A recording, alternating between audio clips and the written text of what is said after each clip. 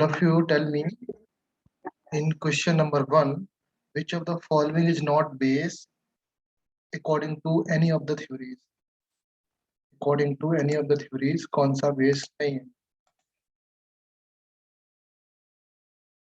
Tell me which BF. BF3. Okay. Basically देखो, अगर हम बात करें for example MgOH whole twice के लिए, तो MgOH होल ट्वाइस यहाँ पर OH आयंस है, राइट? OH आयंस है, दैट मीन्स कि आपका एक बेस है. ओके. अकॉर्डिंग टू कौन सा थ्योरी है? First one Arrhenius theory, right? Second यहाँ पर इसमें लोन पेयर है, so according to Lewis theory ये आपका बेस है. एंड यहाँ पर एसिडिक एच है according to any of theory. ये तो सारे एसिड के अकॉर्डिंग आपका एसिड है. Okay. Now and yes sir थोड़ा पेपर को जूम करो ना, वो छोटा छोटा दिख छोटा दिख रहा. ओके, अभी दिख रहा? हाँ sir. Okay. So now which of the following ये MgOH आपका बेस नहीं है, NH3 भी आपका बेस नहीं है, आपका PH2PO4 भी आपका बेस नहीं है, राइट? क्लियर है? BF3 आपका इज नॉट बेस. क्या पूछा था? Not a base. Not a base. हाँ, BF3 बेस किस तरीके से है? नहीं बड़ी, टेल मी. सर वो इलेक्ट्रॉन पेयर एक्सेप्ट करता है. एक्सेप्ट करेगा इलेक्ट्रॉन, यस. तो BF3 यहाँ पर ये है F, ये है ये F. इसके पास वैकेंट ऑर्बिटल होते हैं जिससे ये एक लोन पेयर एक्सेप्ट कर सकता है, राइट? ओके. वो NH4 से शायद NH3 या NH4 से एक्सेप्ट NH3 से एक्सेप्ट करेगा तो यहाँ पर NH इस तरीके से कंपाउंड बनेगा आपका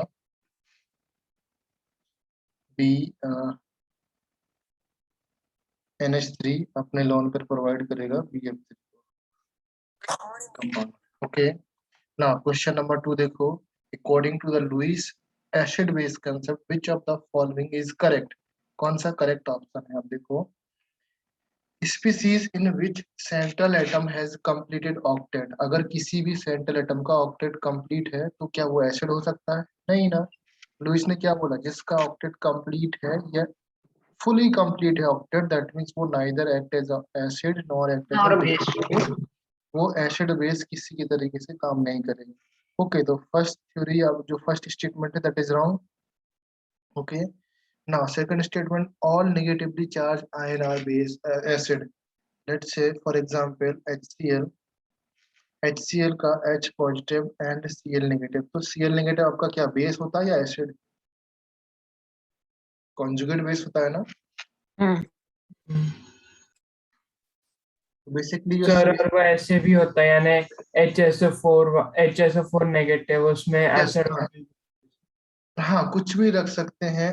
HSO4 उसमें बोला कि all negatively charged are acid, तो ये आपका एसिड नहीं है, ये आपका base. Okay. Conjugate base all तो नहीं है. ओके. ऑल तो नहीं होने वाले, some of the negatively charged acid हम बोल सकते हैं, नेगेटिवली चार्ज एसिड हो सकते हैं. For example HSO4 negative. HSO4 में H पॉजिटिव है बट नेगेटिव चार्ज भी है, तो नेगेटिव चार्ज होने के बावजूद भी ये आपका एसिड की तरह काम करेगा बिकॉज यहाँ पर H पॉजिटिव प्रेजेंट है, राइट? ओके. ये आपका और बेस की जैसे भी काम कर सकता है. बेस की तरह भी काम करेगा बिकॉज नेगेटिव चार्ज है इसके ऊपर. Okay. Now molecule in which the central atom has vacant d orbital act as a acid. Yes, जिसके पास वैकेंट ऑर्बिटल है वो इलेक्ट्रॉन एक्सेप्ट कर सकता है ना. इसके मतलब ये करेक्ट है स्टेटमेंट. ये थर्ड स्टेटमेंट करेक्ट है, बाकी सारे स्टेटमेंट रॉन्ग है. Okay. Next question number third. At a certain temperature Kw was found to be 1 into 10 power minus 10. 10 power minus 10 लिखा है यहाँ पर. ओके. मोल स्क्वायर पर litre square. Okay. at this temperature a solution taken red litmus इसमें solution taken. okay, red litmus added to this solution, the solution turned blue. the pH of red, देखो समझो, बहुत ही simple between 7 to 10. Sir इसमें तो कुछ करने की जरूरत ही नहीं थी ना. मतलब ये रेड को ब्लू कर रहा है, मतलब ये बेस है और बेस का pH 7 से आगे रहेगा. तो नहीं, इसमें 5 to 10 आएगा ना सर? देखो मैं बताता हूँ क्या आंसर आने वाला है। आपका आंसर इसमें KW आपका इतना है, राइट। तो इसका 10 to the power -5 h plus और 10 to the power -5। KW आपका 10 to the power -10 है, तो वी कैन से दैट जो H प्लस हो जाएंगे इसके कितने हो जाएंगे, 10 to the power -5 and OH negative भी इसके हो जाएंगे same is equal to 10 to the power -5, right. तो इसके अकॉर्डिंग अगर मैं pH निकालूंगा तो pH मेरा 5 आएगा। इसके अकॉर्डिंग POH निकालूंगा तो POH मेरा कितना आएगा, 5 आएगा। और दोनों का सम करूंगा pH plus POH is equal to 10 आएगा, ओके। बट वहां पर 14 होता है एक्चुअल में, उसने बोला एट सर्टेन टेम्परेचर, तो किसी टेम्परेचर पर KW की वैल्यू 10 है तो pH आपका 10 हो गया, राइट। तो अभी देखो इसमें 5 से नीचे वाले जो pH अगर 5 है, किसी भी सॉल्यूशन की pH 5 है और लेस देन 5 है, दैट मीन्स वो एसिड की तरह काम करेगा। जब pH उसकी ग्रेटर देन 5 है, वो आपका बेस की तरह काम करेगा। तो यहाँ पर ग्रेटर देन 5 वाला ऑप्शन आता है, तो यहाँ पर 5 to 7 वाला और 7 to 10 वाला दोनों ऑप्शन सही हो जाते हैं। बात समझ में आया? All of you clear? सारा कुछ किस पे डिपेंड कर रहा है, that depend on the value of KW। KW पे डिपेंड कर रहा है। इस KW की वैल्यू से आपकी pH आ जाती है directly, okay. pH plus POH दोनों का समेशन आपका 10 आएगा। ये आपकी वैल्यू 10 पावर -15 हो सकती है, 10 पावर -20 हो सकती है, कुछ भी हो सकती है। एग्जाम में कंफ्यूज करने के लिए आपके सामने दिया रहता है वो KW एट 25 टेम्परेचर। अगर कुछ नहीं दिया तो हम रूम टेम्परेचर एज्यूम करके KW आपका 10 पावर -14 यूज कर सकते हैं, राइट। क्लियर है? अगर कुछ नहीं दिया तब हम 10 पावर -14 यूज कर सकते हैं एट 25 डिग्री सेल्सियस और रूम टेम्परेचर समझ के। बट अगर कुछ दिया है तो आपको वही लेके मानना पड़ेगा, आप 14 नहीं रह सकते उस पॉइंट पर। जैसे आदित्य आप बोल रहे थे कि यहाँ पर 14 है तो 7 से नीचे वाले एसिड, 7 से ऊपर वाले बेस। तब करते जब वहां पर 14 दिया रहता, या नहीं दिया रहता तो 25 डिग्री से लिखा रहना चाहिए। मतलब दूसरे टेम्परेचर की बात नहीं होना चाहिए। जब तक हाँ दूसरे टेम्परेचर की बात नहीं है तब तक आप ले सकते हो। अगर दूसरा टेम्परेचर मेंशन किया है तो आप उसी को लेके करना पड़ेगा फिर, okay. According to the Lewis theory of neutralization is that, Lewis theory of neutralization क्या बोलती है? लुईस थ्योरी क्या बोलता है? Transfer of proton, transfer of electron from base to acid. Yes, transfer of electron from base to acid, okay. D option. Now question number 5 देखो, which of the following has the highest value of pH? Highest sodium value, hydroxide. यहाँ पर acid है, ये आपका भी base है but not that strong. देख जो आपका NaOH है ये आपका एसिड है, ओके। तो सबसे ज्यादा पीएच आपकी सोडियम हाइड्रोक्साइड की सर है, यस। लेकिन अगर ऐसे CaOH whole twice MgOH whole twice ऐसे दिए तो फिर इनमें से ज्यादा स्ट्रॉन्ग बेस कौन है? ज्यादा स्ट्रॉन्ग बेस आपको देखना पड़ता है कि जो एल्कली मेटल के होते हैं बेस ज्यादा स्ट्रॉन्ग माने जाते हैं इन नहीं कंपेयर। सर, और अगर एक बार कैल्शियम हाइड्रोक्साइड दिया और एक बार मैग्नीशियम हाइड्रोक्साइड दिया तो फिर देन कौन वी ज्यादा कैन नॉट स्ट्रॉन्ग है? डिफाइन, वी जनरली हम लोग बोल नहीं सकते कौन सा है, बट जो मैग्नीशियम हाइड्रोक्साइड और कैल्शियम हाइड्रोक्साइड ये वीक बेस में कंसिडर किए जाते हैं, दोनों वीक बेस, ओके, दोनों भी। भी। बट इतना वीक नहीं होते हैं कि बाकी जो वीक बेस होते हैं उनके कंपेरिजन में काफी स्ट्रांग होते हैं। एल्कली मेटल्स और alkali earth metal always form strong base, okay. ये दोनों हाँ स्ट्रांग बेस फॉर्म करते हैं। बट अगर हम इन्हीं की फैमिली में कंपेयर करें, मतलब एल्कली अर्थ मेटल में कंपेयर करें तो Mg वाला और कैल्शियम वाला काफी वीक बेस होते हैं, right. Question number 6, which of the following factors change the volume of ionic product of water? ionic product of change water इन क्या होता है? टेम्परेचर काम यस, करेगा ना? Change in temperature, only change in temperature depend करता है, क्योंकि change temperature में चेंज करने के बाद ही तो आपका KW का वैल्यू चेंज होता है, right.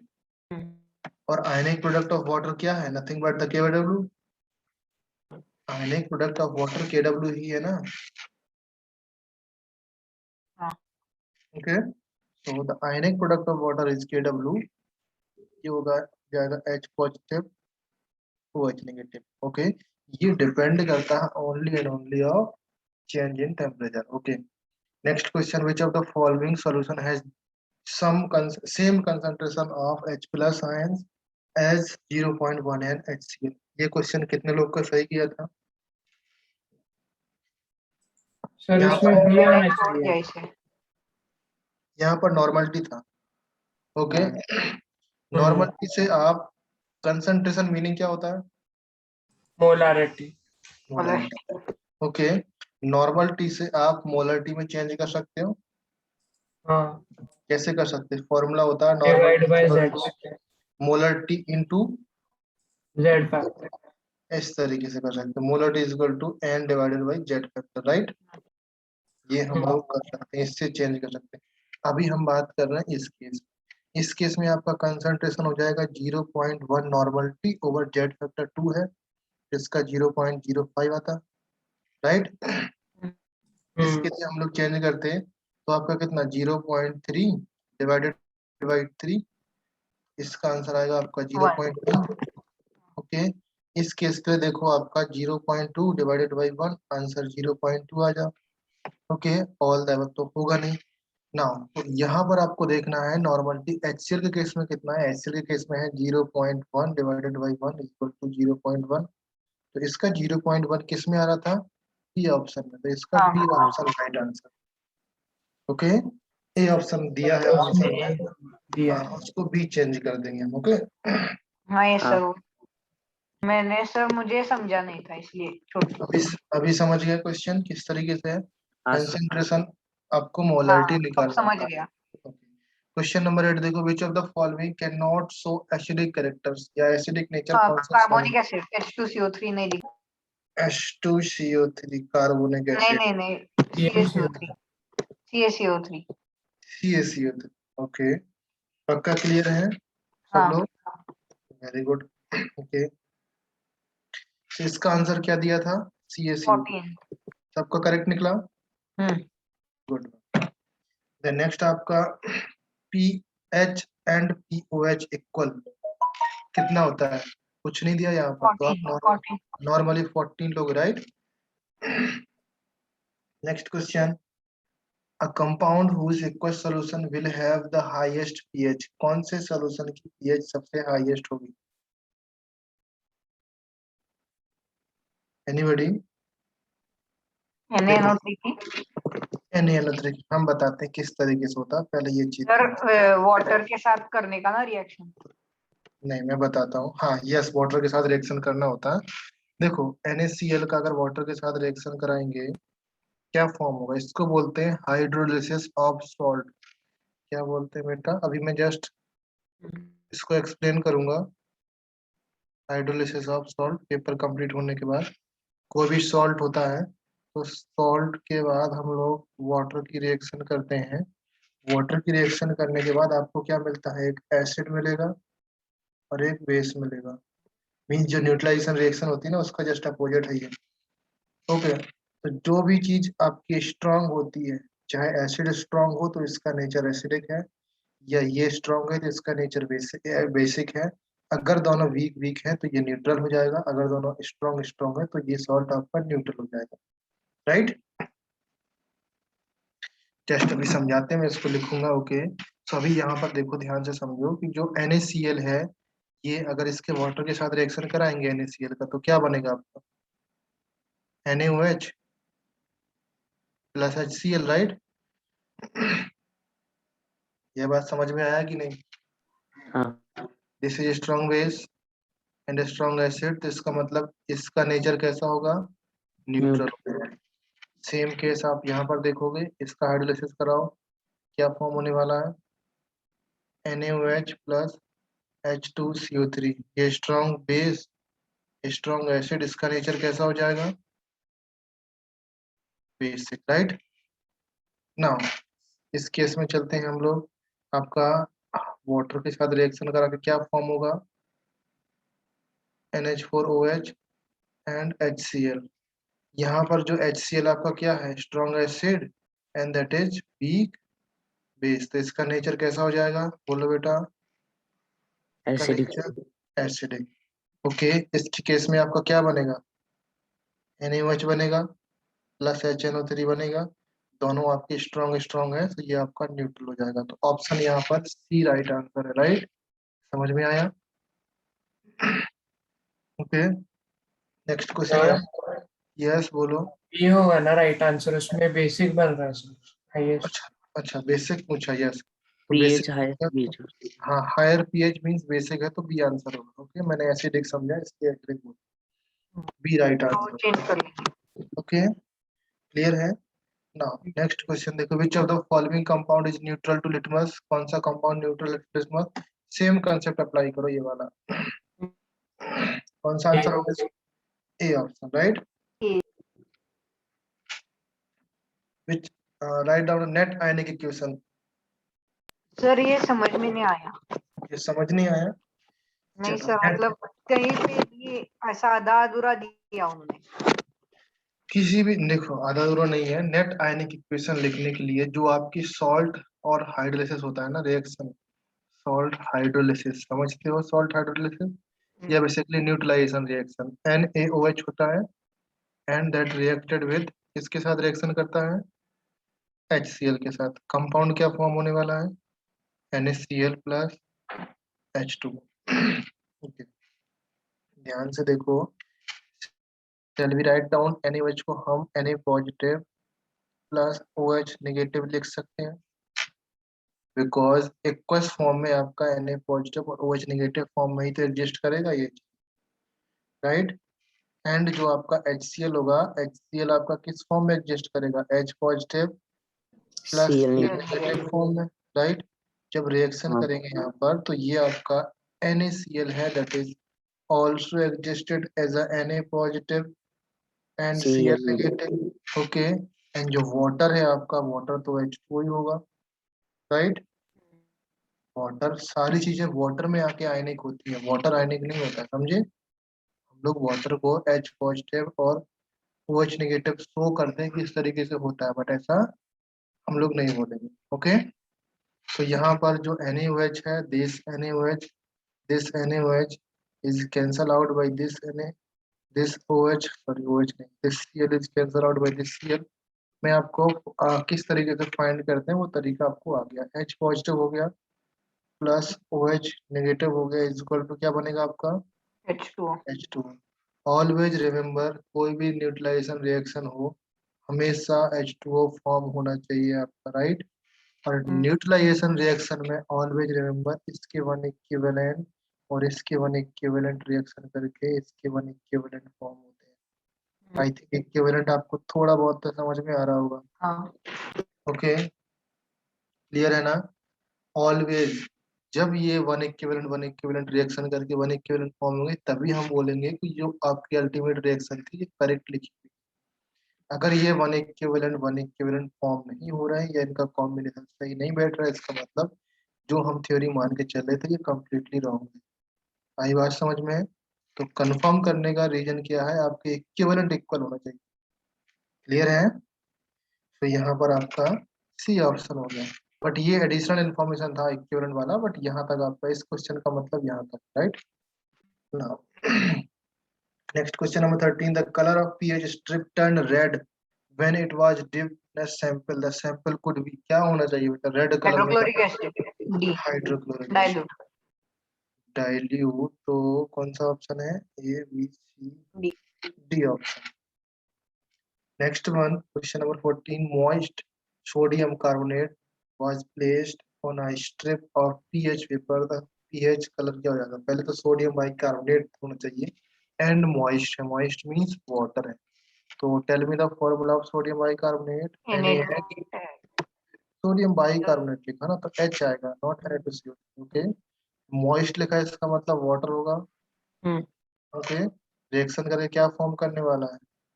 NaOH। NaOH plus H2CO3। H2CO3। क्या है? स्ट्रॉन्ग बेस है, that means the nature of this क्या हो जाएगा?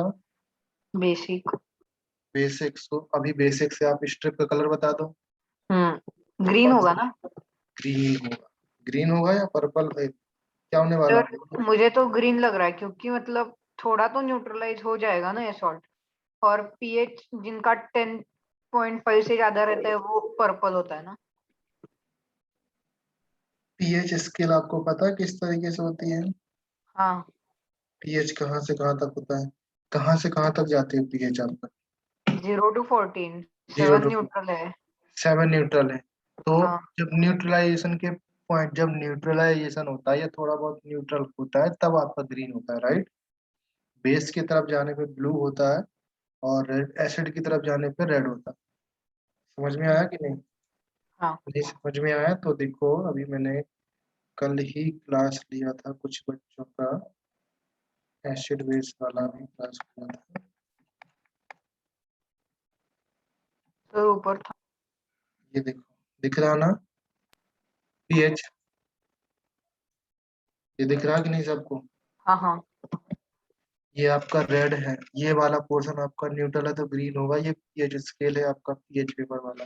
इस तरीके से पीएच इंस्ट्रूमेंट होता है जो आप देख सकते हो। हाँ, वो पीएच आपने का, दिखाया था। हाँ, फंक्शन ये होता है आपका कि किस तरीके से पीएच रीड करता है। ओके, क्लियर है? हाँ ओके, सो आई थिंक ये चीज क्लियर हुआ आपको। सर, एक्चुअली क्या हुआ था हमारे बुक में ना, जब हम्म, मतलब एमजीओएच और टॉयज का भी पीएच पे कलर उन्होंने ग्रीन दिखाया था, न्यूट्रल तो होने वो पर उनका शायद से वो कलर में गड़बड़ हो गया। हाँ, न्यूट्रल होने पर आपका ग्रीन होता है, हाँ न्यूट्रल पॉइंट पर, इसलिए ब्लू आंसर होगा ना। In the reaction HNO3 aqueous plus H2O is equal to H3O positive. यहाँ पर आपको निकालना है कौन सा एसिड है, कौन सा बेस है, कौन कॉन्जुगेट एसिड, ब्रोस्टन एसिड, ये आपको फाइंड करना है। All of you know that, पहले ये समझो, HNO3 से आपका H पॉजिटिव निकला, राइट? H पॉजिटिव निकल के कहाँ पर गया? वाटर के साथ, इसके साथ H पॉजिटिव। तो जब भी किसी भी एसिड से H पॉजिटिव निकलता है तो ये तो हो जाता है एसिड, राइट? और निकलने के बाद जो स्पीसीज बनती है दैट इज ज्यादा कॉन्जुगेट बेस। क्लियर है? समझ में आया कि नहीं? जैसे हाँ, हमने एक एग्जांपल देखा था, कॉन्जुगेट बेस। HCl था, HCl से H पॉजिटिव निकला बाहर, और जो चीज बच गई, जो स्पीसीज, उसको हम बोलते हैं कॉन्जुगेट बेस। ये आपका हो गया एसिड। क्लियर है? अभी ये H पॉजिटिव कहाँ जाता है वो अलग स्टोरी है, जिसके साथ जाता है वो क्या होता है? वो कॉन्जुगेट बेस होता एसिड। है, Yes. क्योंकि कॉन्जुगेट एसिड होगा। और ये भी देखो, तो यहाँ पर अच्छा, नाइट्रेट के बारे में पूछा तो नाइट्रेट आपका कॉन्जुगेट बेस होता कॉन्जुगेट है। बेस है। ओके, तो यहाँ पर कंप्लीट हो गया। Now next question number 16, the species among the following which can act as a acid and as well as base? तो HSO4 निगेटिव, HSO4 अभी हम लोग क्योंकि जस्ट इसमें H डिस्कस भी किए। है और निगेटिव साइन भी यस, है। जस्ट डिस्कस के ऊपर H है और नेगेटिव साइन भी है। नेगेटिव सर, साइन की वजह से, यस, एक डाउट है, इस आयन का नाम क्या है? कौन सा आयन? ये HSO4 निगेटिव का नाम। हाँ, HSO4 आयन का नाम बताओ। जैसे आपका Hydrogen sulfate. Hydrogen sulphate ion बोल सकते हैं, बाई सल्फेट आयन बोल सकते हैं। अभी आपने पढ़ा ना बाई कार्बोनेट, हम्म। तो बाई कार्बोनेट हो सकता है, ये बाई सल्फेट हो सकता है। सल्फेट SO4 होता है, ये बाई सल्फेट हो जाएगा। ओके, आप हाइड्रोजन सर सल्फेट भी बोल सकती है, यस बोलो। सर, और इसमें जो कॉमन आयन इफेक्ट लिखा है ना, तो फिर हम्म। वो एक बार एक्सप्लेन कर देना, क्योंकि एक क्वेश्चन आया था तो उसमें भी था। कहाँ मतलब पर है? सर 17 में ऑप्शन ए जो है वो, अच्छा, कॉमन आयन इफेक्ट, ओके। तो अगर कॉमन आपने आयन, मतलब क्या वाटर में NaCl डाला और उसको क्या सॉल्यूबल करते रहे और उसमें कुछ एसिड डाला, तो फिर उसका सॉल्युबिलिटी कम होगा ज्यादा होगा, ऐसा एक क्वेश्चन आया। तो वो तुम लोगों का क्वेश्चन था? नहीं तो सर, थोड़ा एक सा, बुक में दिखा। अच्छा, तो वो तो 11th और 12th का पार्ट है, बट फिर भी मैं एक्सप्लेन करता हूँ कि कॉमन आयन इफेक्ट क्या होता है। Question number 16 clear? 16 क्लियर ना? 17 देखो, हाँ, the pH of blood is maintain by, pH of blood किस बफर। तरीके से मेंटेन रहता है? बफर हो गया, okay. But what is common ion effect, मैं आपको बताता हूँ, जस्ट अ सेकंड। देखो, कॉमन आयन इफेक्ट बेसिकली क्या होता है? The decrease the solubility of ionic precipitate. जो आपका आयनिक प्रेसिपिटेट बनता है या आयनिक कंपाउंड बनता है या आयनिक सॉल्ट बनता है, तो उस सॉल्ट की सॉल्युबिलिटी को डिक्रीज करता है, राइट? कब डिक्रीज होती है? by addition of the soluble by addition of that solution, अगर उसमें वो सॉल्यूशन हम लोग और ऐड करते हैं तो जो सॉल्युबल आयन होगा या सॉल्युबल आयनिक प्रेसिपिटेट होगा उसकी सॉल्युबिलिटी डिक्रीज होती है, सॉल्युबिलिटी डिक्रीज होती है, पीएच से कोई लेना देना नहीं यहाँ पर, सॉल्युबिलिटी अभी डिक्रीज हो रही है। समझ में आया? हम्म। जैसे हम क्या करें, फॉर एग्जाम्पल आपने क्या लिया था, क्या बोले थे, कौन सा एग्जाम्पल आप? सर वाटर में हम NaCl सोल्यूबल कर रहे हैं वाटर और में उसमें NaCl HCl डाला, तो फिर Cl निगेटिव फिर से NaCl के साथ रिएक्ट करेगा ना? ये देखो, वाटर में इसका एग्जाम्पल, हाँ जो आप बोल रहे हैं, जैसे वाटर में आपका NaCl सॉल्युबल है, इसका मतलब Na पॉजिटिव भी है, Cl नेगेटिव। इसमें आपने क्या डाला, AgCl डाला, तो Ag पॉजिटिव में रहेगा और Cl नेगेटिव में रहेगा। ओके, तो Ag पॉजिटिव Cl नेगेटिव आपका AgCl तो है ही, तो क्या होगा, due to common ion effect की वजह से हम एडिशन कर रहे हैं यहाँ पर। कॉमन आयन कौन कौन से हैं, Cl नेगेटिव। Cl, ओके, हाँ। इसकी वजह से जो आपका NaCl है, जो आपका NaCl कंपाउंड, उसकी सॉल्युबिलिटी आपकी डिक्रीज होने लगती है, राइट। लेकिन क्यों? आपका कॉमन आयन इफेक्ट, अच्छा कॉमन आयन इफेक्ट बेसिकली ऐसा होता है कि दोनों Cl हैं, सॉल्युबिलिटी डिक्रीज होने लगती है। सॉल्युबिलिटी डिक्रीज होने का मतलब है यहाँ पर आपकी Cl आए और यहाँ पर भी Cl आए, ये दोनों Cl आपके कंपाउंड क्या करने लगते हैं, एक, जैसे फॉर एग्जांपल अगर मैं बोलूँ रीजन, इसमें रीजन एक इस तरीके से होता है, अ, जो AgCl होता है कंपाउंड, AgCl आपका क्या होता है, एक प्रेसिपिटेट होता है, पीपीटी। हाँ, पीपीटी समझते हो, प्रेसिपिटेट होता है। और प्रेसिपिटेट आपका AgCl जब हम NaCl में ऐड करते हैं तो वो उतना सॉल्युबल नहीं होता है, तो वो क्या होता है कि इसके Cl नेगेटिव तो रहते हैं, प्लस इसके भी Cl, इसके Cl, इसके पास बहुत सारे अमाउंट ऑफ Cl आ जाएंगे, तो NaCl को भी टेंडेंसी कर देगा कि भाई तुम भी आराम से साथ शांत बैठ जाओ, तुम्हारी भी सॉल्युबिलिटी डिक्रीज कर देगा वो। ऑलरेडी ये तो आपका सॉल्युबल होता है, बट ये प्रेसिपिटेट होता है, नीचे बैठने की टेंडेंसी रहती है, हाँ। समझे। बेसिकली ऐसा समझो कि AgCl आपका सॉलिड है या AgCl आपका प्रेसिपिटेट है, तो ये क्या करेगा, AgCl शुड मींस, बेसिकली अब ऐसे बोल सकते हैं कि less soluble in water. Okay, water में आपका लेस सॉल्युबल होता है, पीपीटी फॉर्म करेगा, लेस सॉल्युबल होगा तो नीचे आपका बैठने लगेगा, समझे। और नीचे कब बैठेगा, बिफोर द NaCl, NaCl से पहले आपका AgCl बैठेगा, ये AgCl प्रेसिपिटेट हो जाएगा यहाँ पर। बात समझ में आया, बिकॉज NaCl आपका लेस सॉल्युबल है इन वाटर, राइट। तो AgCl आपका लेस सॉल्युबल इन वाटर होने की वजह से AgCl पहले आपका फर्श पे या जमीन पे इस तरीके से फ्लोर पे आकर रहेगा, तो ये क्या, इसकी टेंडेंसी फिर इंक्रीज करेगा NaCl की सॉल्युबिलिटी, बेसिकली वाटर को कंप्लीट कर रहा, कम कर रहा है। समझ गए, फिर से मैं सही से एक्सप्लेन कर रहा हूँ, आप समझो। यहाँ पर वाटर है, ओके, अभी AgCl है आपका कंपाउंड, ओके, लेट से मैं अलग अलग कलर कर रहा हूँ, ये आपका AgCl ब्लैक कलर में है आपका, ओके, और ये AgCl नहीं, ये NaCl, okay, and yellow colour से आपका AgCl है।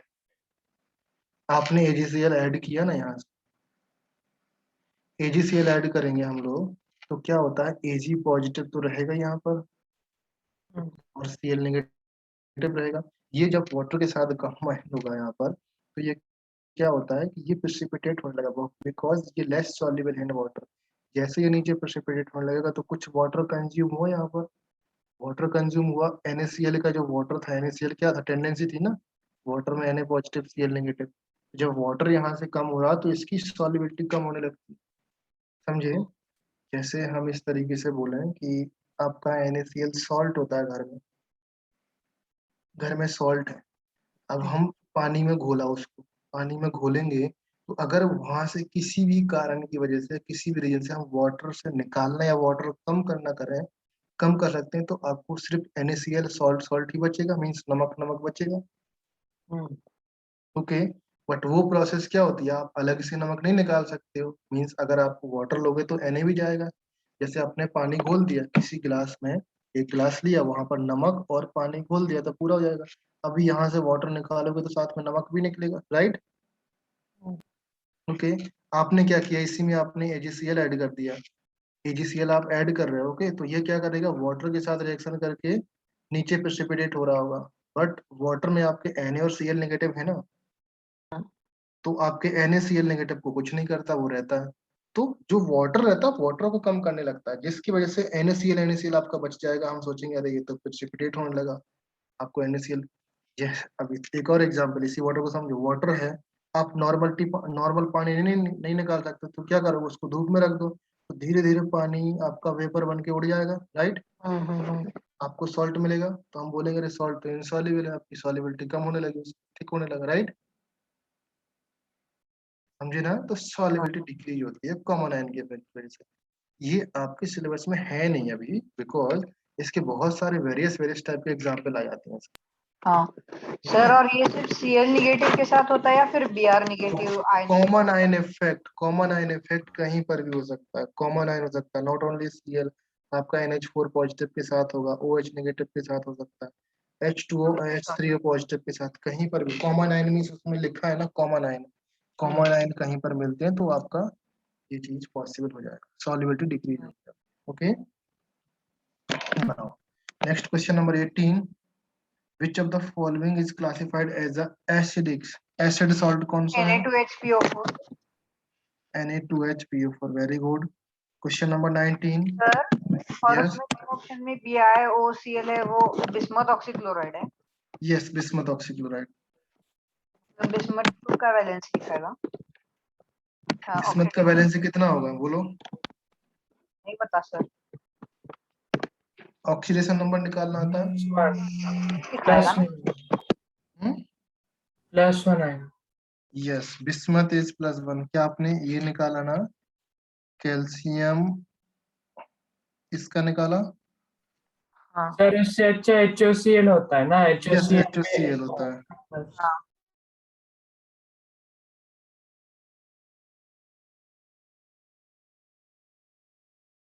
सर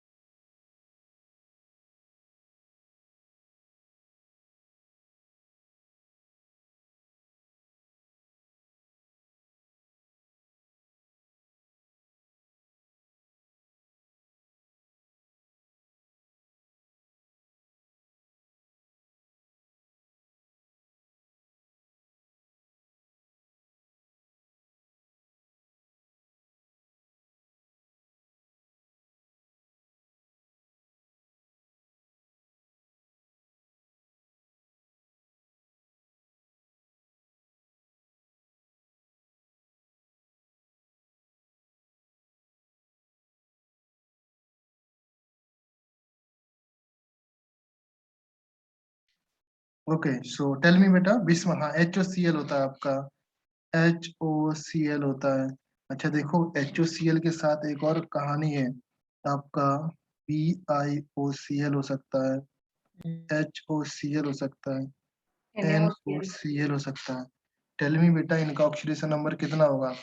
सबका एक एक एलिमेंट का ऑक्सीडेशन नंबर निकालना, आपको कैसे आएगा, Bi का +1 ऑक्सीजन, -2 क्लोरीन, +1, राइट। यहाँ पर HOCl में क्या हो जाएगा, सेम। सेम, +2 +1 नहीं सर, एंड, -2 ना ऑक्सीजन का। यस सॉरी, हाँ, -2 +1 एंड +1, राइट। NOCl में क्या होगा, NOCl में ऐसा नहीं होता है, NOCl में यहाँ से बाइफरकेट करो, इसका नेगेटिव हो जाएगा, इसका पॉजिटिव, NO का पूरा का पॉजिटिव, तो यू कैन, आप निकाल सकते हो कि किसका नेगेटिव होगा किसका पॉजिटिव होगा, राइट। NO का आपका पॉजिटिव है, आपको निकालना है N का, x -2 = +1, x -, आ गया, नहीं सर। +3, हाँ। ओके, ये आपका आ जाए, क्लियर है। तो ये चीज क्लियर हो गई, आपका ऑक्सीडेशन नंबर निकालना, जो आपका ऑक्सीडेशन नंबर है वही वैलेंसी आप बोल सकते हैं कि बिस्मथ की valency +1। Okay. Question number 19. Option C. Option C. Very good. Question number 20.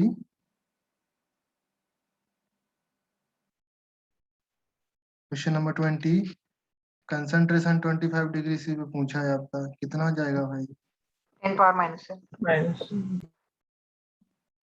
10 power -7, 10 power -7, यही एच आयन होता है, यही ओ एच आयन होता है। इतना ही क्या सोच रहे? Question number 21. Dibasic salt. Formic acid नहीं है, बाकी सब है. गुड. Phenolphthalein is.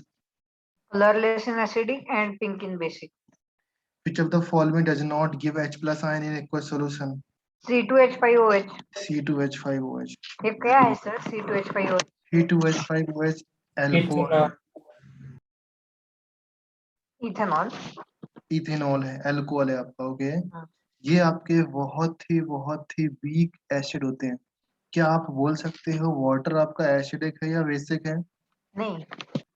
न्यूट्रल है ना, तो ये वाटर से भी हम स्लाइटली बोल सकते हैं एसिडिक है। ओके, बट इनके ये क्या होते हैं, वाटर से भी वीक होते हैं, समझे? तो आप इनको, एच आयन जो है बहुत आसानी से नहीं निकलता, जितने वीक एसिड होते हैं एच आयन आसानी से नहीं निकलता। ओके, तो हम लोग 12th में पढ़ेंगे। ओके, 12th से पहले नहीं आएगा इसका नाम। Which acid are highly corrosive in nature? Option C. Sulphuric acid and nitric acid. Which set of acid is solid in nature?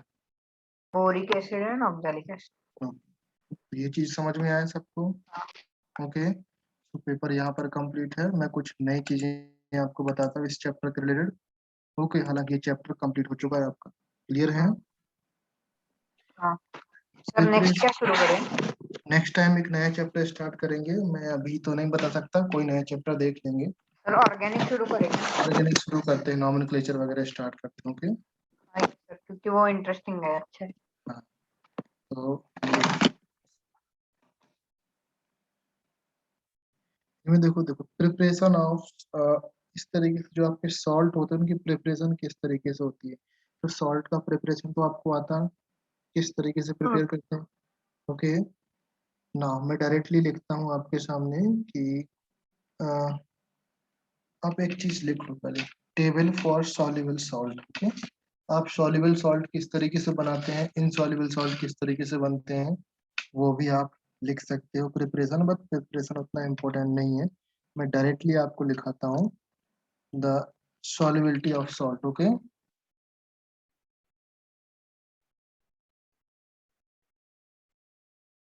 solubility of salt. ध्यान से देखना बेटा, मैं यहाँ पर टेबल बना रहा हूँ।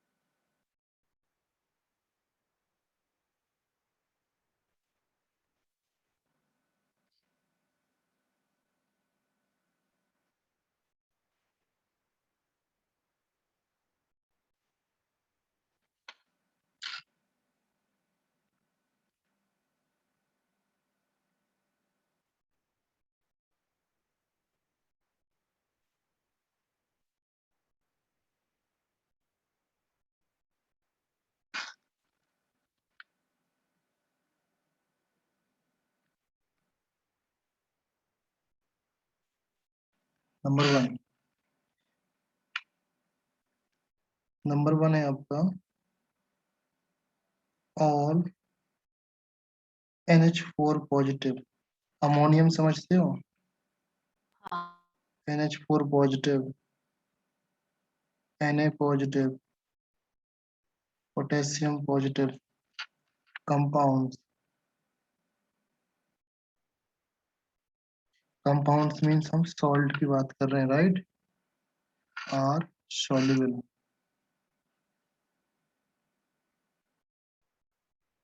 Okay, clear है?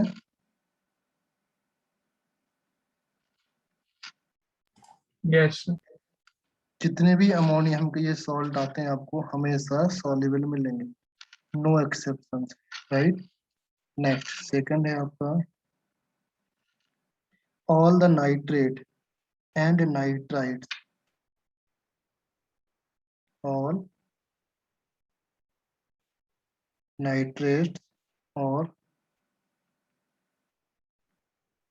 Nitrites are soluble with no exception, right? Next one है थर्ड पॉइंट, थर्ड है ऑल द सल्फेट आर, इसमें सल्फेट से पहले क्लोराइड की बात करते हैं, ऑल द क्लोराइड्स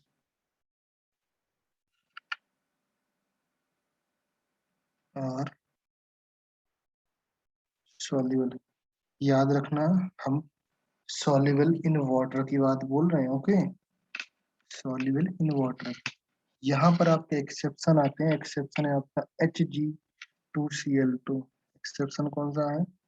Hg2Cl2, ये soluble नहीं है, राइट? फिर आपका आता है AgCl, ये soluble नहीं है। नेक्स्ट आता है आपका PbCl2, ये soluble नहीं है, राइट? ये soluble नहीं है। इसके केस में आपका एक स्टार मार्क करता हूँ, स्टार मार्क इसलिए ये पार्ट आपका PbCl2 soluble हो जाता है in hot water, normal water में ये soluble नहीं है, अगर थोड़ा सा हम हीट करते हैं देन ये soluble हो जाता है। बात समझ में आया? yes, sir. Okay, Hg2Cl2, AgCl and PbCl2, ये तीनों के तीनों इनसॉल्युबल हैं, ओके? अगर PbCl2 में हॉट वाटर करते हैं, हॉट वाटर में डालते हैं तो वो सॉल्युबल होता है, बाकी ये दोनों कहीं पर भी सॉल्युबल नहीं होते। बात समझ में आया सबको? नाउ नेक्स्ट फोर्थ, फोर्थ देखो sulphate, all sulfate are soluble,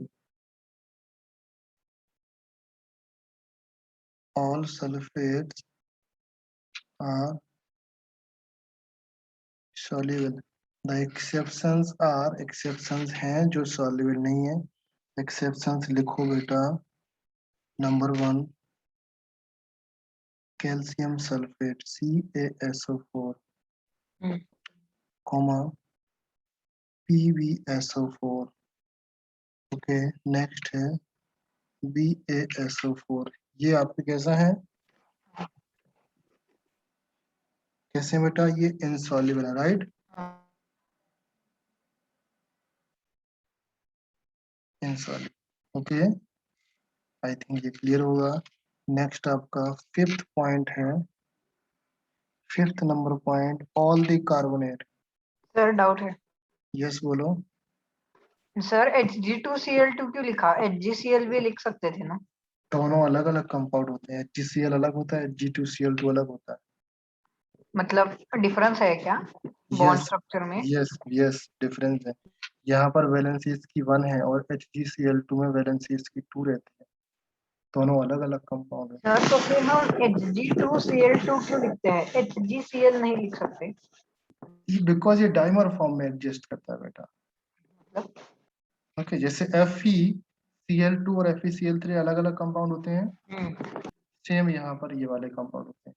अभी इसको HgCl इसलिए लिखते हैं बिकॉज ये डाइमर फॉर्म में एग्जिस्ट करता है, इसका स्ट्रक्चर में एटलीस्ट 2 Cl होते हैं, 1 यूनिट स्ट्रक्चर में, okay? All the carbonate, all the carbonates are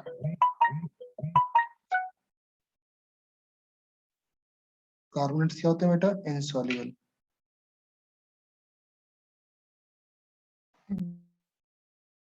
point to be noted, insoluble बोल रहा हूँ मैं, सॉल्युबल नहीं बोल रहा हूँ। All the carbonate are insoluble, but कुछ एक्सेप्शंस होते हैं। एक्सेप्शंस कौन से हैं? नोटेड डाउन है यार।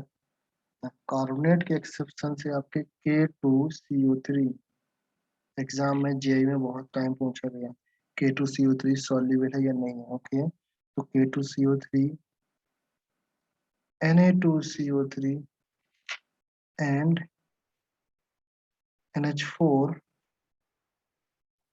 Twice, whole twice CO3। Clear है?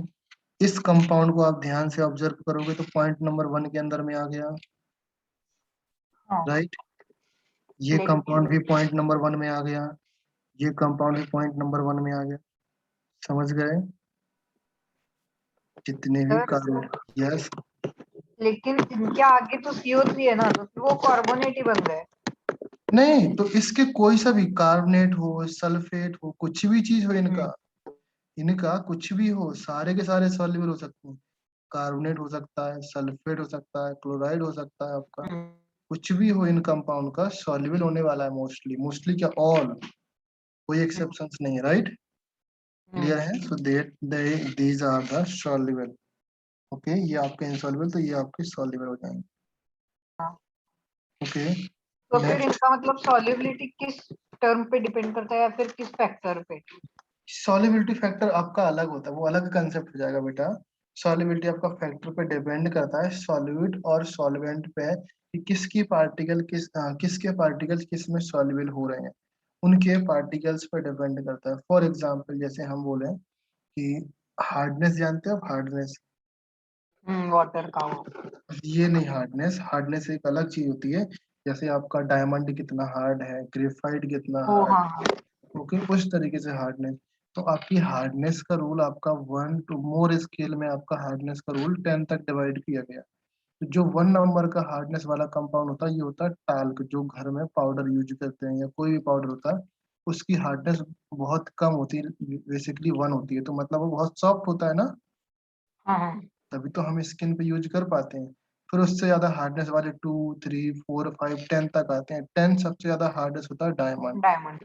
ओके, डायमंड इन सब में से हर चीज को कट कर सकता है, सही, राइट? डायमंड हर चीज को कट कर सकता है। फॉर एग्जाम्पल, जिसकी हार्डनेस 3 है वो ऊपर वाले हार्डनेस एलिमेंट को कट नहीं कर सकता, नीचे वाले को कट कर सकता है। मतलब जिसकी हार्डनेस 3 है वो 2 वाले को हाँ, कट कर सकता है, 1 वाले को कट मतलब कर सकता टास्क है। किसी को भी नहीं कट करेगा। टाल्क किसी को नहीं कट कर सकता। क्या तुम पाउडर से कोई चीज कट कर सकते हो क्या? नहीं नहीं ना। तो टाल्क किसी, सेम यहाँ पर आता है कि सर, जैसे, और बाकी हमारा सीजर्स वगैरह रहता है उनका हार्डनेस। हाँ, उनका हार्डनेस आपका 5 और 6 के आसपास आते हैं, 5 और 6 के आसपास आते हैं। जो आपका लाइमस्टोन पत्थर वगैरह होता है, उनकी भी हार्डनेस 5 और 6 के आसपास आते हैं। जैसे कट करने का मीनिंग ये है, फॉर एग्जाम्पल आपके पास 2 एलिमेंट, एक आपके पास कांच है, कांच समझते हो, ग्लास है, एक आपका प्लास्टिक है। तो प्लास्टिक से आप ग्लास पर निशान नहीं बना सकते, कट नहीं कर सकते, ओके। बट अगर कोई ऐसी प्लास्टिक है तो हाँ, उसमें कुछ मिक्स होगा तो बात अलग है, हम लोग एलिमेंट की बात कर प्योर रहे हैं। प्लास्टिक चाहिए। हाँ, सो ये पॉइंट समझ में आया। सेम केस यहाँ पर बोलेंगे, सॉल्युबिलिटी आपकी डिपेंड करती है अलग अलग फैक्टर पर। ओके, वो फैक्टर हम लोग बाद में डिस्कस करेंगे, आपके सिलेबस में नहीं, आपके सिलेबस में सिर्फ सॉल्ट के बारे में है, सॉल्ट के बारे में हम डिस्कस कर रहे हैं। ओके, नेक्स्ट क्या है इसमें? हाँ, एक और रह गया, बाई कार्बोनेट रह गया। सर आप रीनेम का ऑप्शन एनेबल कर सकते हो क्या? हाँ बिल्कुल,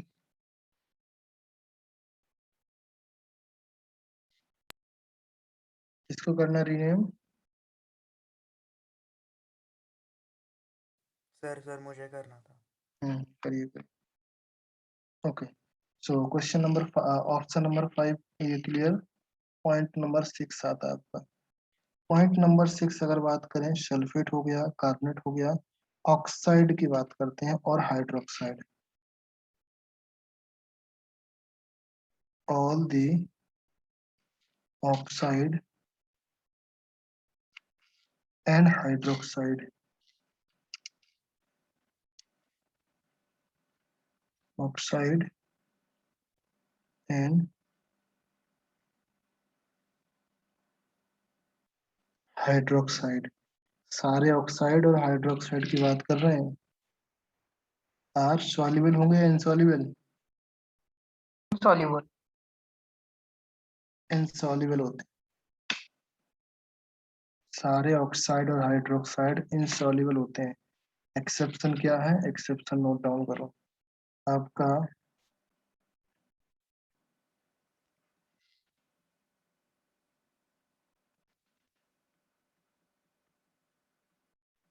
ऑक्साइड ऑफ सोडियम, जो आप नॉर्मली पढ़ते रहते हो, sodium hydroxide, okay, and oxide of potassium, ये सॉल्युबल और होते हैं। NH4 का भी।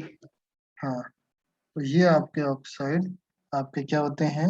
और सोडियम हो गया, पोटेशियम हो गया, एंड इनके हाइड्रोक्साइड भी ना, क्योंकि हमने फर्स्ट ही लाइन लिखा है। यस यस, ओके, सो ये आपके हाइड्रोक्साइड होंगे या ऑक्साइड होंगे, ये आपके कैसे हो जाएंगे? सॉल्युबल। ओके, NH4 भी ऐड कर सकते हैं इसमें। ओके, हम्म। सॉल्युबल हो जाएंगे। पॉइंट नंबर 7 आएगा। पॉइंट नंबर 7 कार्बन हो गया ना। चलो सल्फाइड आ जाते हैं। All the sulphide are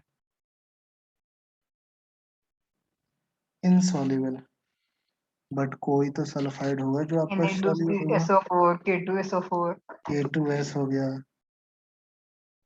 NH sulphide होता है, SO4 नहीं हो, सल्फेट है। ओ हाँ हाँ हाँ। सल्फाइड आपका Na2S, K2S and NH4 4 twice. ये आपके क्लियर है।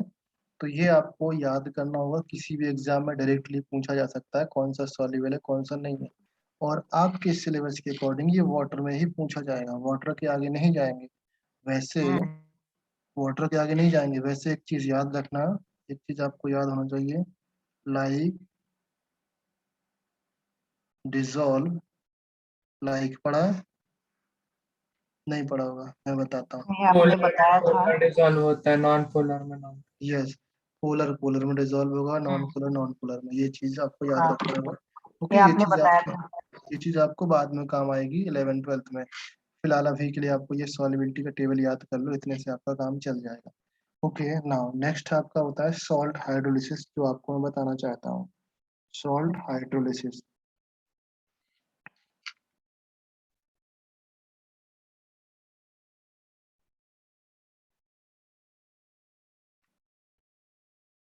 सॉल्ट हाइड्रोलिसिस क्या है? ध्यान से समझो बेटा। सॉल्ट हाइड्रोलिसिस, सॉल्ट का वाटर के साथ रिएक्शन कराना ही सॉल्ट हाइड्रोलिसिस है। समझिए, the phenomena in which simple salt on dissolution in water form a parent acid और parent base, right?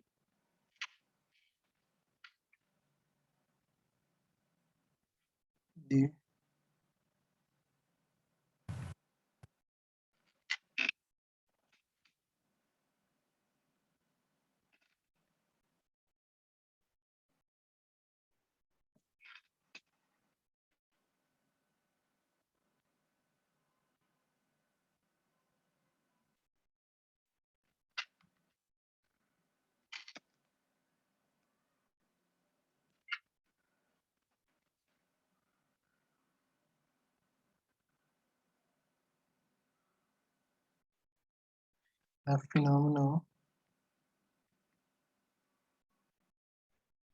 in which a simple salt dissolve in water form parent acid and parent base, yeah, alkali, right?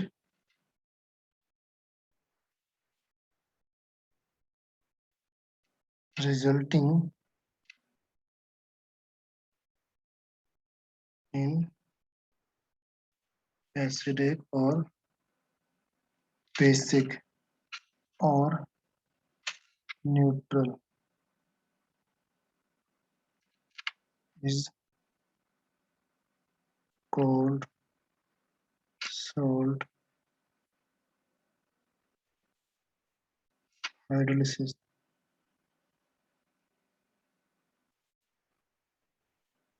बात समझ में आया? मैं ये बोल रहा हूँ, ध्यान से समझो। This is salt, any salt plus water, क्या फॉर्म होगा? पेरेंट एसिड और parent base. What is means parent? जिससे ये सॉल्ट बना है, राइट? क्लियर है ना? नाउ अकॉर्डिंग टू दिस आप दो चीज, एक 4 टाइप की कैटेगरी में डिवाइड किया। या तो दोनों आपके किस तरीके से हो सकते हैं, एसिड और बेस को, एसिड और बेस को मिला करके depending on the nature of salt that classified into 4 types. Number 1 कैसा हो जाएगा बेटा? स्ट्रॉन्ग, जो आपका फॉर्म होता है या तो स्ट्रॉन्ग एसिड फॉर्म हो, राइट? स्ट्रॉन्ग एसिड फॉर्म हो एंड वीक बेस फॉर्म हो। क्लियर है? इस केस में जो नेचर होगा सॉल्यूशन का क्या होने वाला है? Acidic. Acidic. Very good. So we can say that pH of that solution is less than 7. pH less than 7 होगी या नहीं होगी?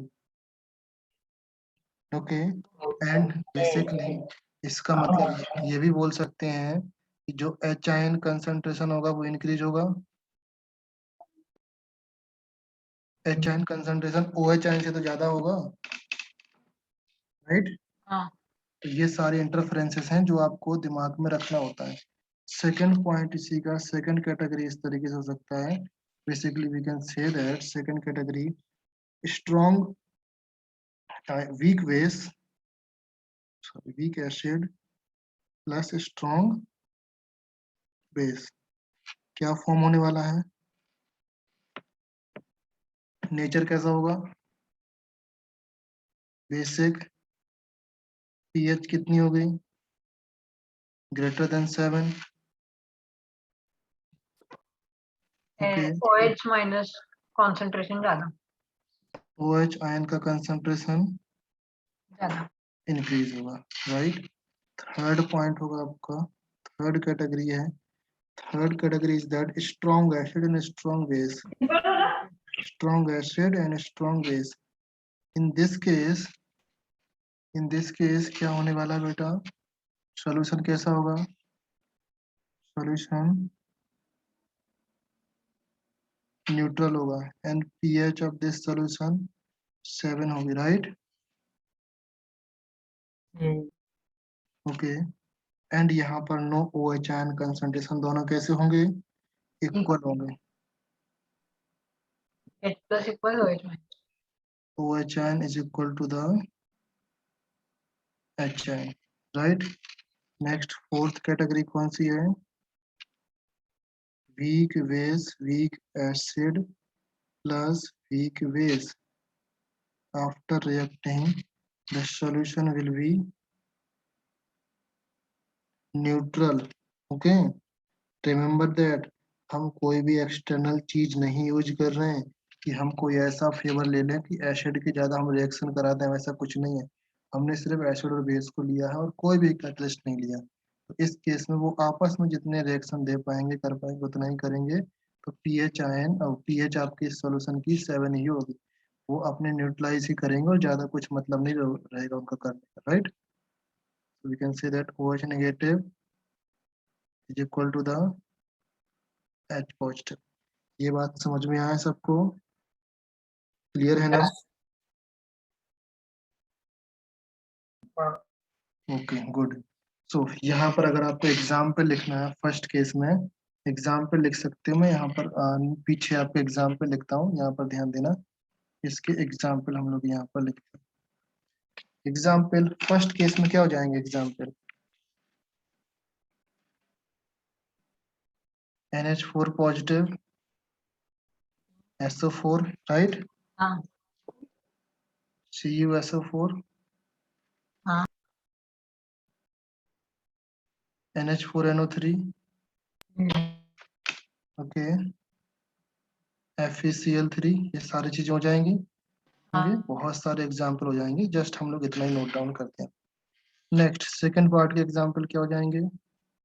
सेकंड पार्ट के एग्जाम्पल आपके लाइक Na2CO3, ओके, Na2CO3 हो गया आपका, और कितना हो सकते हैं लाइक C2CO3 हम Rb2CO3 CH3CO, ओके, ये भी हो सकता है, हाँ एंड ये पोटेशियम एसिडेट होगा ना। COON, यस, पोटेशियम एसिडेट होगा, ओके, ये सेकंड का हो गया। थर्ड का देख लो बेटा, थर्ड में क्या हो जाएगा आपका? NaCl, NaO3 KCl, KNO3, हाँ K2SO4, थर्ड हो गया। फोर्थ वन देख लो, फोर्थ वन में आपका क्या आ जाएगा?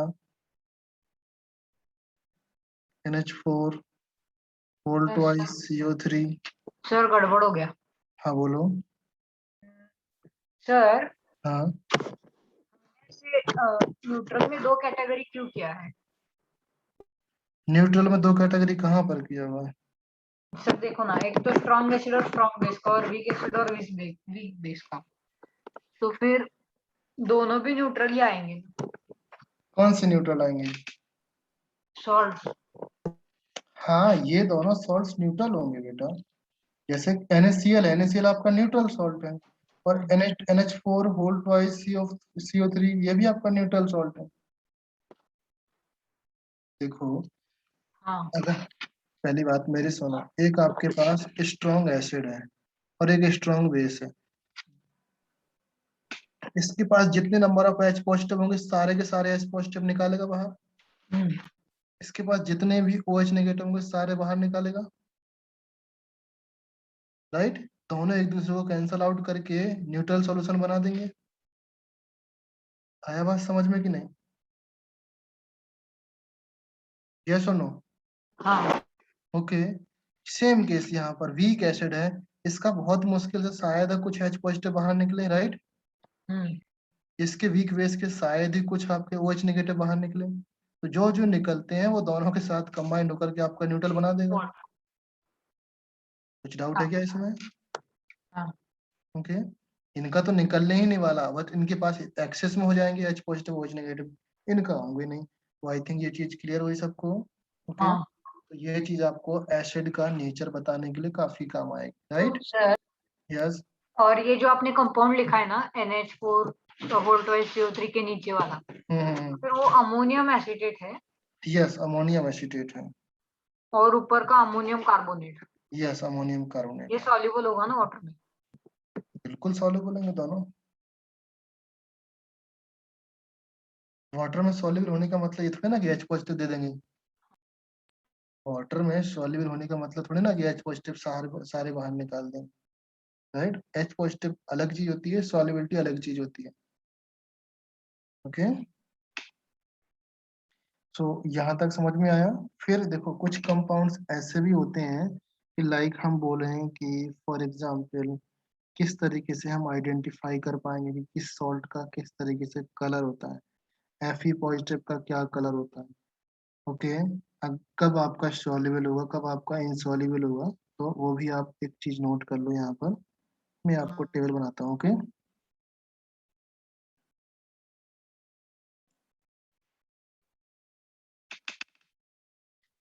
टेबल है identification of some importance cation. हम लोग इस पेज में लिखते हैं, चलो यहीं पे लिखता हूँ।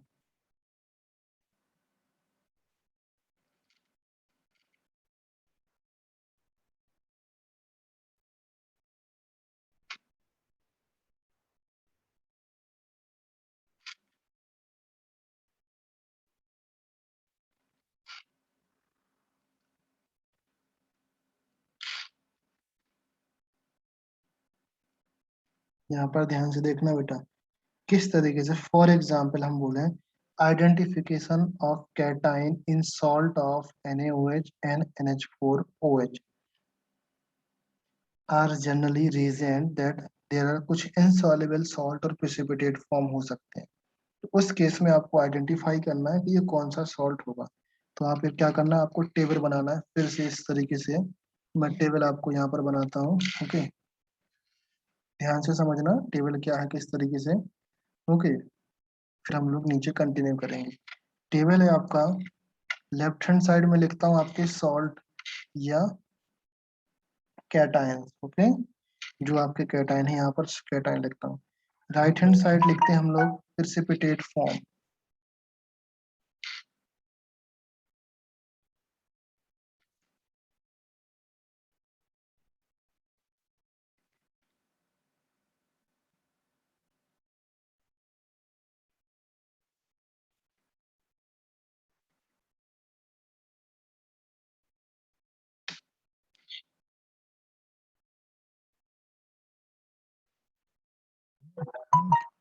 ओके, यहाँ पर है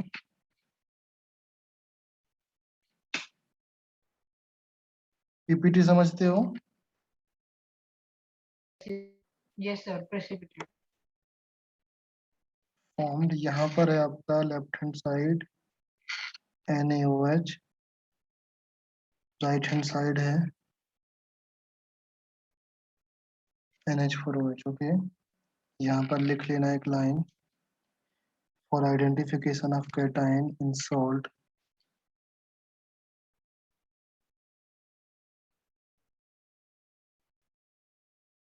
identification of cation in salts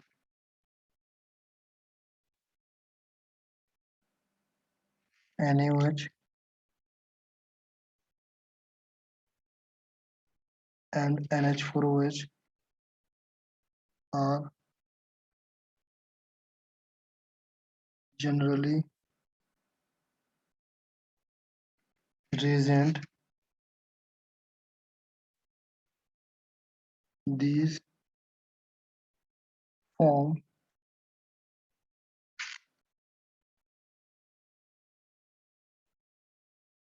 insoluble PPT with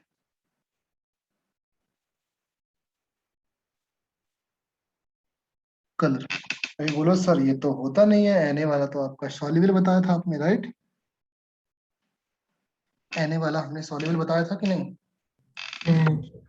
ये बट यहाँ पर तो सॉल्युबल है नहीं, तो आपको कुछ डाउट नहीं आया कि ऐसा क्यों होगा सर? सर दूसरा वाला जो बनेगा वो इनसॉल्युबल। ना, ऐसा कुछ नहीं है। देखो बात समझो यहाँ पर,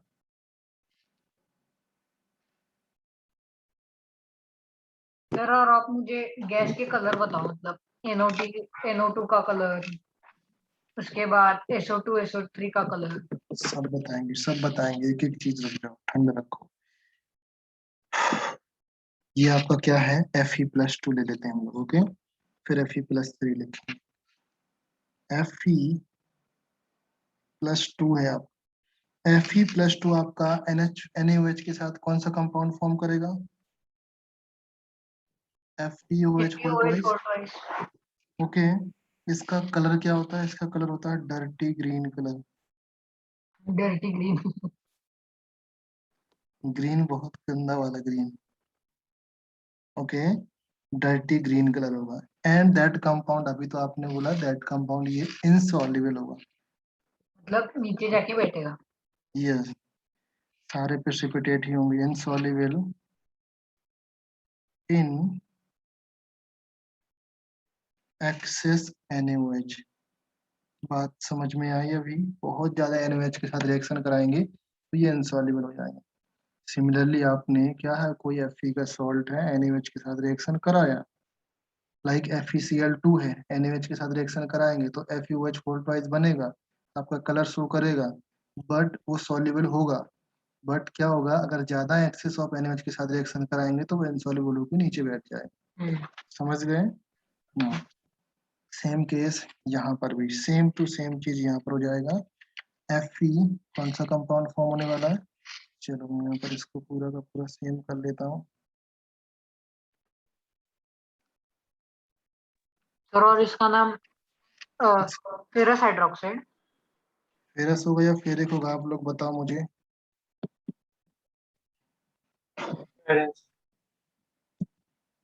सर ये लिंक आ गया। हाँ वो लिंक मैंने भेज दिया था ना, वही कॉपी था की तरह।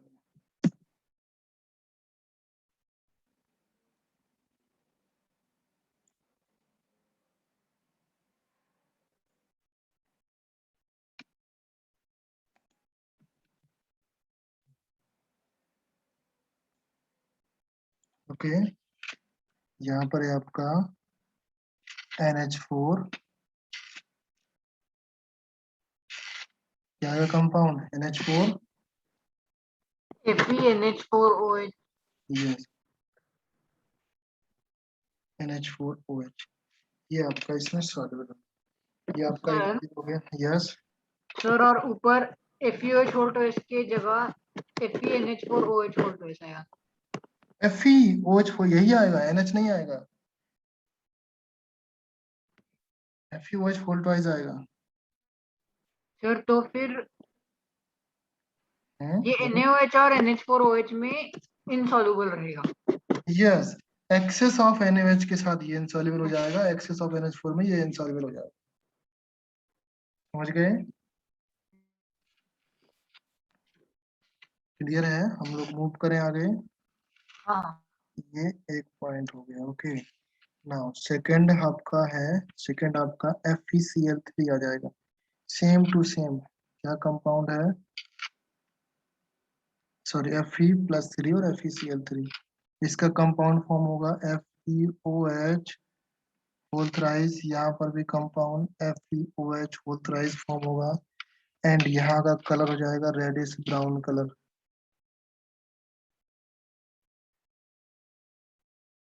सर मतलब एक OH आयन की वजह से ग्रीन का रेड हो गया। यस एक OH आयन की वजह से।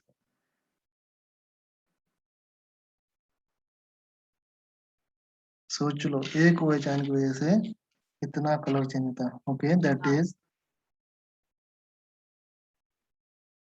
insoluble in excess NaOH and that is insoluble in excess NH4OH। बात समझ में आया सबको? सर यस सर ये कलर में आप FeOH ट्वाइस की बात कर रहे हो ना, और FeOH yes yes FeOH whole twice और FeOH होल थ्राइस की बात कर रहे हैं, इसके कलर की बात कर रहे हैं। समझिए कलर में NaOH से कोई मतलब नहीं है, मैं सिर्फ किसकी बात कर रहा हूँ FeOH और FeOH होल थ्राइस और ट्वाइस की बात कर रहे हैं, इसकी बात कर रहे हैं। राइट यस ओके तो यहाँ पर आप फिर से नया कंपाउंड ऐड करेंगे। कंपाउंड आपका कैल्शियम +2 एंड कंपाउंड क्या बनेगा CaOH होल ट्वाइस एंड इसका कलर क्या होता है? वाइट। कैसा? वाइट ना? व्हाइट। Yes milky white. हाँ मतलब सब अल्कली और अल्कलाइन अर्थ मेटल्स व्हाइट ही बनाएंगे ना। ये इसका कलर हम लोग लिख सकते हैं milky white but insoluble in excess NaOH, ये कॉमन रहेगा। इसका कलर आपका आ जाएगा, क्या हो जाएगा? अच्छा ये NaOH, हाँ ये आपका रिएक्शन नहीं करता बेटा NaOH के साथ, नो रिएक्शन। No reaction. समझिए नेक्स्ट आपका जेड जिंक। हाँ ठीक। जिंक +2 आ जाएगा। जिंक +2 का कंपाउंड फॉर्म हो जाएगा, क्या कंपाउंड फॉर्म होगा? Zn NaOH hold twice. Whole twice and यहाँ पर ZnOH होल ट्वाइस, ये रिएक्शन करता है। इसका कलर कैसा हो जाएगा? नहीं पता। कलरलेस है। कलरलेस बोल सकते हो, जो चीज कलरलेस होती है वो व्हाइट लिखते हैं, क्या ऐसा है क्या? नहीं, इसका कलर होता है व्हाइट, और इसका कलर यहाँ पर भी आपका व्हाइट आने वाला, दैट इज सॉल्युबल, ये आपका पीपीटी होगा, and that is soluble in excess NaOH, soluble in excess NaOH। Okay, यहाँ पर मैं थोड़ा सा अलग तरीके से लिखता हूँ,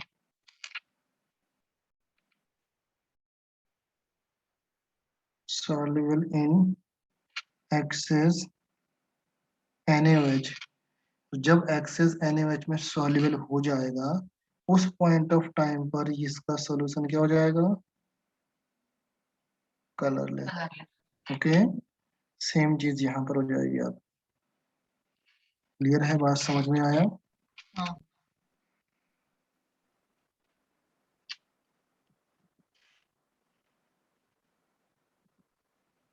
सर हम्म, सर आप जिंक को NaOH से रिएक्ट करा रहे हो? यस, अभी मैं इसका रिएक्शन लिखाता हूँ। Okay, don't worry.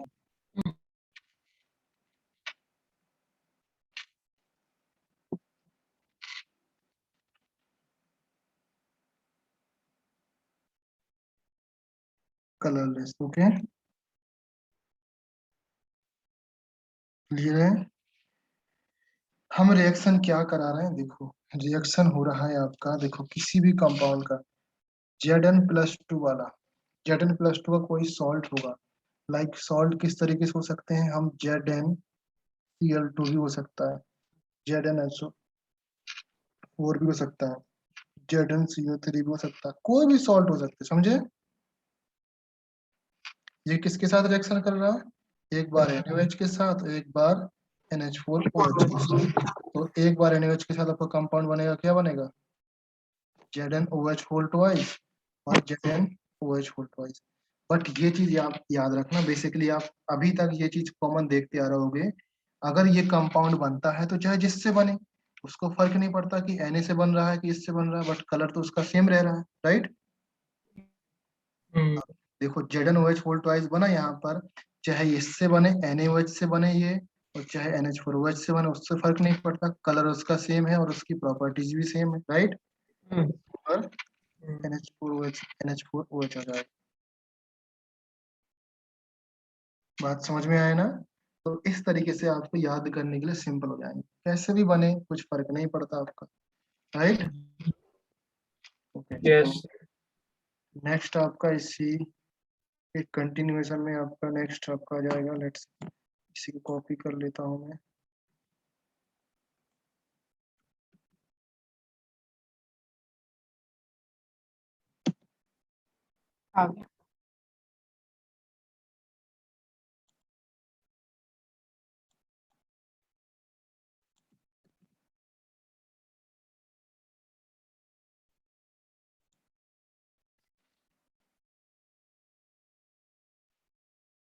ओके, ध्यान से देखना बेटा, आपका यहाँ पर कैल्शियम की जगह अब नेक्स्ट चेंज करने वाला हूँ मैं Pb+2, एंड यहाँ पर कंपाउंड बनने वाला है PbOH होल ट्वाइस, एंड यहाँ पर भी वही कंपाउंड बनने वाला है PbOH whole twice. Okay, and इसका भी कलर कैसा होता है? White. White, very good. And white किस तरीके से है? जैसा आपका चौक का कलर रहता है। सर डिफरेंस क्या है, मतलब milky white, chalk white? Milky white means आपका मिल्क जैसा व्हाइट, चौकी व्हाइट मीन्स जो आपका चौक होता है उस जैसा व्हाइट। व्हाइट याद कर लो चलेगा, ओके, बट इस ज्यादा हाँ स्पेसिफिक कलर याद नहीं, मतलब आते नहीं है, बट आपको मिल्की वाइट थोड़ा येलोइश होता है। हाँ, जैसे आपका हाँ गाय का मिल्क होता है ना, वैसा होता है मिल्की व्हाइट। हाँ हाँ हाँ। ओके, तो ये सेम चीज आपका यहाँ पर हो जाएगा, दैट इज सॉल्युबल। एक चीज यहाँ पर देखना है, यहाँ पर इसमें एक चीज होती है, ये थोड़ा सा याद रखना, soluble in excess NaOH, and इसका कलर भी आपका सेम आने वाला है। सेम कलर क्या आ जाएगा? chalky white, and that is insoluble in insoluble in excess NH4OH। बात समझ में आया। नेक्स्ट आपका आ जाएगा कॉपर +2। कॉपर +2 में आपका बनेगा CuOH होल ट्वाइस। इसका कलर आपका हो जाएगा वाइट, जिलेटिनस वाइट, जैसा आपका जेल होता है। And that is soluble in excess NaOH। Okay, and next आपका यहाँ पर आपका कंपाउंड बनने वाला है CuOH होल ट्वाइस एंड इसका white gelatinous and that is also soluble in excess NaOH। Sorry, ये इसके साथ नहीं होता, ये gelatinous white ये Pb के साथ बनता है यार, मुझे कंफ्यूज हो गया। सॉरी, Pb नहीं, एल्यूमिनियम के साथ बनता है। That is aluminium +3। तो यहाँ पर आपका कंपाउंड AlOH थ्राइस आएगा ना। कंपाउंड हो जाएगा Al होल थ्राइस एंड यहाँ पर भी Al होल थ्राइस एंड बाकी सब सेम, राइट। एंड नेक्स्ट जो आपका लास्ट है, लास्ट आपका इस तरीके से बनेगा, इसको भी देख लो। और लास्ट है आपका कॉपर वाला, copper +2 CuOH whole twice, CuOH whole twice, pale blue, pale blue and insoluble in excess NaOH, and here is soluble in excess NH4OH। NH4OH। जब soluble हो जाता है तो आपका कलर फॉर्म होता है deep blue colour. Solution okay, clear है। I think ये चीज समझ में आ गया होगा सबको। Yes. ओके, अभी आपका इधर से आप इसको बॉक्स बनाते हैं।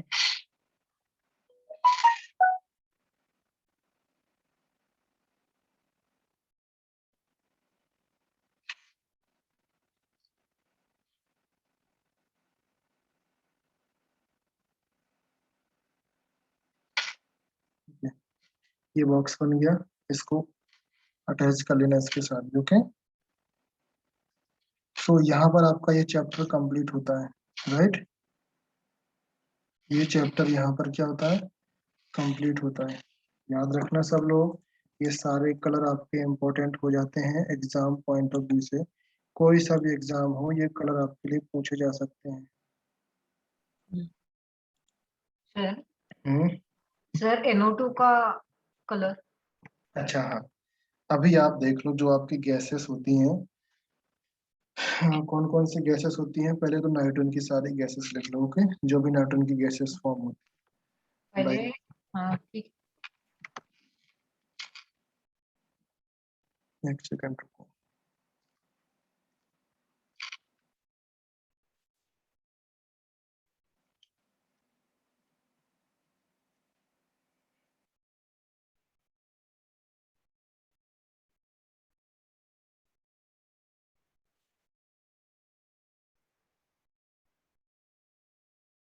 ओके, जो आपके कंपाउंड कौन कौन से होते हैं नाइट्रोजन के? NO NO2 NO3 N2O, NO, N2O3, NO2, N2O5। याद रखना इनका नेचर क्या होते हैं। ये होता है neutral nature. Nature means acidic और बेसिक की बात कर रहा हूँ मैं। न्यूट्रल हो गया, this is also neutral, this is acidic, this is acidic, this is acidic, right?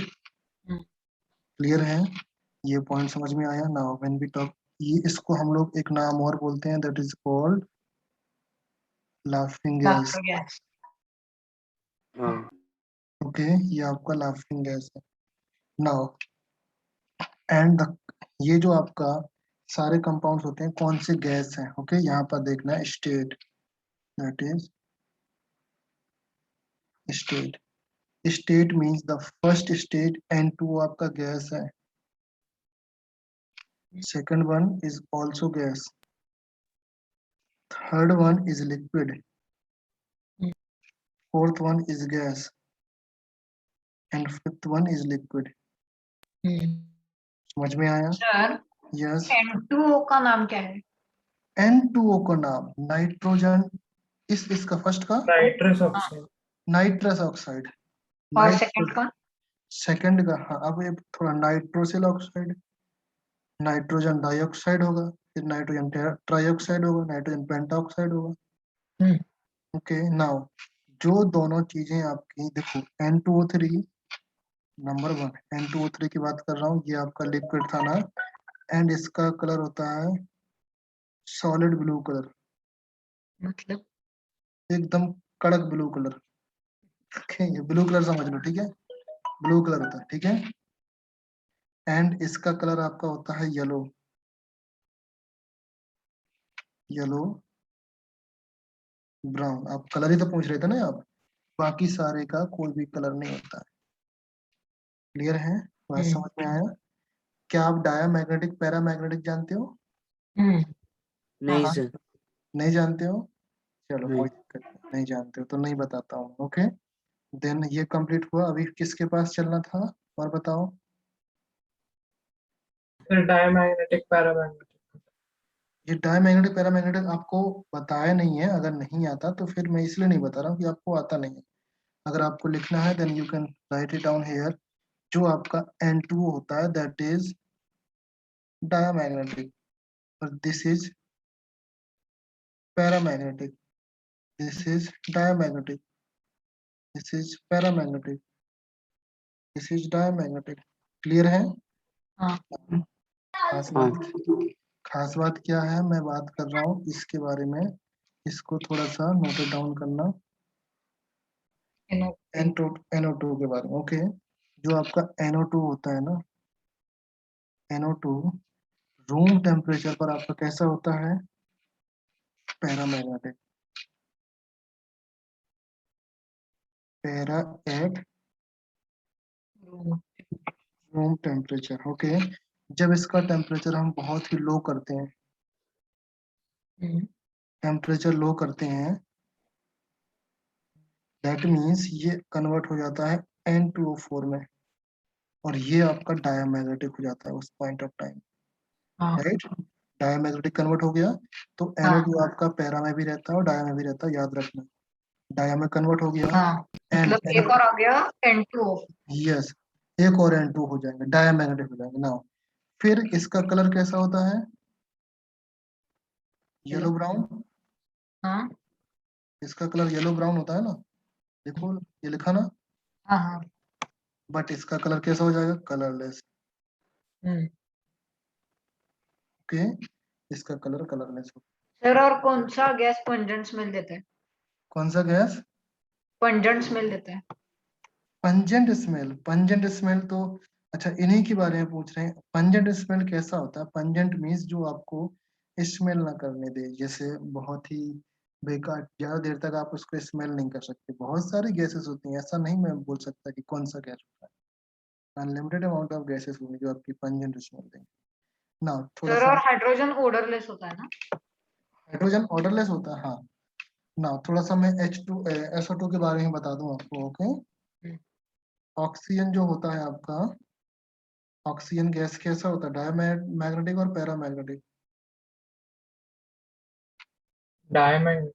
Yes, diamagnetic. Diamagnetic नहीं होता है। जो O2 होता है that is paramagnetic and O3। यानी वो ऑक्सीजन को ऐसे यानी एक्सपेरिमेंट्स में दिखाते हैं वो चिपक रहा है। हाँ, आप जो चीज लिखा रहा हूँ जस्ट याद कर लो, डिटेल से मत जाओ, क्योंकि इनका एक्सप्लेनेशन आपकी 11th और 12th की केमिस्ट्री पे आएंगे। फिर आप बोलोगे सर ये चीज नहीं समझ में आती, ये चीज नहीं समझ में आती। आपने पूछा इसलिए मैंने बता दिया, तो आपको याद करना पड़ेगा, क्योंकि इसमें MO2 थ्योरी है। MO2 थ्योरी अभी नाम नहीं सुना होगा आपने। MO2 MOT, molecular orbital theory, molecular orbital theory. मतलब अ, मतलब कुछ भी नहीं, तुम नहीं जानो, ठीक है। अभी आपके सिलेबस के अकॉर्डिंग नहीं है, ओके, ट्राई मत हाँ करो। क्वांटम नंबर से होगा कुछ तो, वासु सर ने बताया था एक बार। हाँ चलो ठीक है, ओके। फिर आपको आ जाता है SO2 आ जाएगा, ओके। ये चीज समझ गए, ओजोन समझ गए ना। हम्म, ओजोन आपका डायमैग्नेटिक हो गया ना। फिर आ जाता है आपका SO2 gas, SO2 SO2 SO2 gas. कौन सा कलर, SO2 गैस ले दिया ना। SO2 गैस जनरली क्या होता है,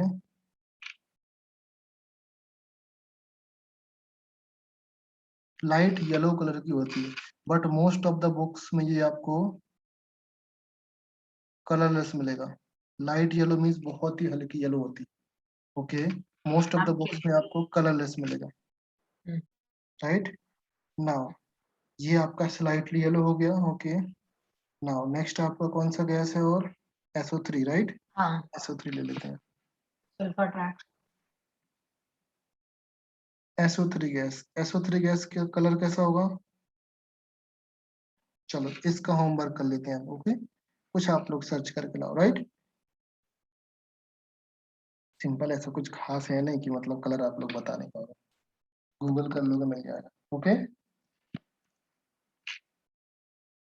क्लियर है, इतना सारा एडिशनल इन्फॉर्मेशन हो गया। आज का केमिस्ट्री का लेक्चर बहुत ही जनरल पे बेस्ड था, ओके। तो ये जो मैंने टेबल बनवाया ना, दोनों टेबल यहाँ तक याद कर लेना बेटा, काफी इंपॉर्टेंट है आज का lecture, okay, apart from the paper discussion, okay. So next class में हम लोग ट्राई करेंगे कि ऑर्गेनिक स्टार्ट करें, ओके। इन केस कुछ हाँ। डाउट होता है तब तक तो मुझे बताना, हम लोग डिस्कस कर लेंगे, ओके, क्योंकि ये सारे कुछ पार्ट आपके वहां पर यूज होने वाले, ओके। सर यस बोलो। सर अभी भी मेटल्स और नॉन मेटल्स बचा है ना? हाँ मेटल नॉन मेटल बचा, वो भी स्टार्ट कर सकते हैं, नो प्रॉब्लम। सर तो हाँ वो कर लेंगे, कोई वो कर लेंगे ऑर्गेनिक्स पर। हाँ मेटल नॉन मेटल कर लेंगे, ओके चलिए, ठीक है, ओके मेटल नॉन मेटल कर। Okay. Shall we stop now, या बाय बाय। बाय। बाय।